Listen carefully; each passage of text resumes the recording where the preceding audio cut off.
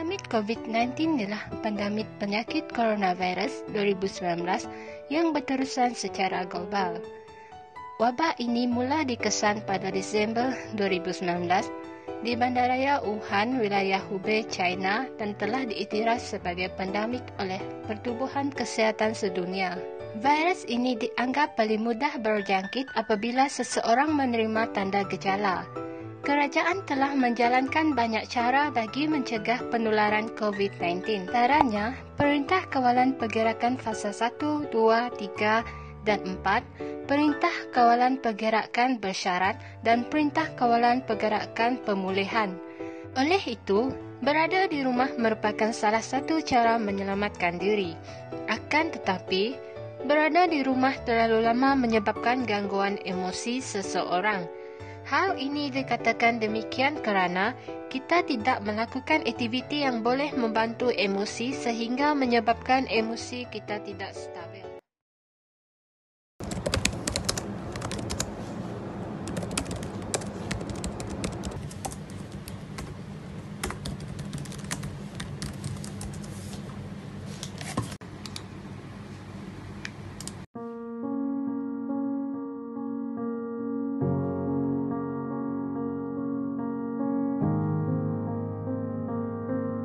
Walaupun negara sudah mengisytiharkan PKPP, malangnya SOP tetap dijalankan untuk melindungi kita. Waktu-waktu ini adalah amat kritikal kerana tanpa kita sedari kita mungkin sedang mengalami corak pemikiran negatif yang boleh menjejaskan emosi kita sepanjang PKP. Jadi, bagaimanakah cara untuk mengawal emosi kita di rumah sepanjang PKPP? Video tersebut menunjukkan seorang pelajar mengalami masalah emosi akibat daripada PKPP. Tips yang pertama ialah pastikan tingkap rumah anda sentiasa terbuka agar laluan udara dapat keluar masuk dengan lancar. Hal ini akan membolehkan karbon dioksida yang berada di dalam rumah akan keluar dan oksigen yang berada di luar akan masuk. Anda dan sekeluarga dapat tinggal di dalam rumah dalam tempo yang lama di musim PKPP ini. Tips yang kedua ialah kebersihan. Ruangan yang kotor dan semak akan menyebabkan emosi terganggu dan menyebabkan seseorang mudah marah. Oleh itu, pastikan keadaan rumah anda sentiasa kemas dan bersih. Hal ini akan membantu emosi anda dapat terkawal dengan baik. Tip yang ketiga ialah riadah dan permainan. Semasa berada di ruang terkurung, anda perlu melakukan aktiviti yang boleh mengurangkan rasa bosan anda.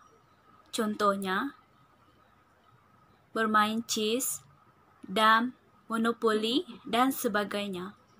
Selain mengurangkan rasa bosan, aktiviti seperti ini juga dapat mengeratkan silaturahim antara anggota keluarga. Tips yang keempat ialah kerohanian diri. Kerohanian yang tidak terkawal memberi emosi negatif dan menjadikan tempat berkurung lebih negatif.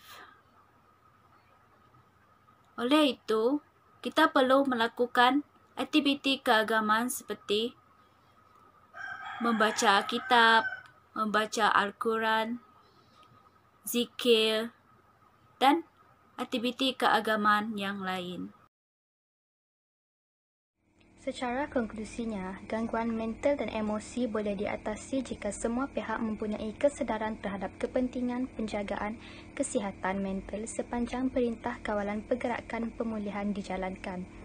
Kebanyakan masyarakat berpendapat bahawa kesihatan seseorang hanya bergantung kepada keadaan fizikal semata-mata.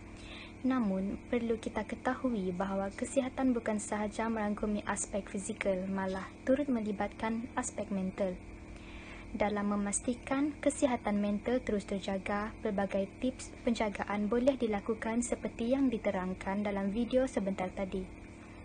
Emosi yang stabil penting untuk memastikan seseorang dapat membuat keputusan yang bijak berdasarkan pemikiran yang waras dan tidak dipengaruhi oleh emosi semata-mata. Selain itu, komunikasi yang baik dapat diwujudkan dalam kehidupan seharian dan salah faham dalam perhubungan dapat dielakkan. Sebagai masyarakat yang bertanggungjawab, kita perlu lebih peka terhadap keadaan individu sekeliling agar masalah emosi dapat ditangani dengan baik.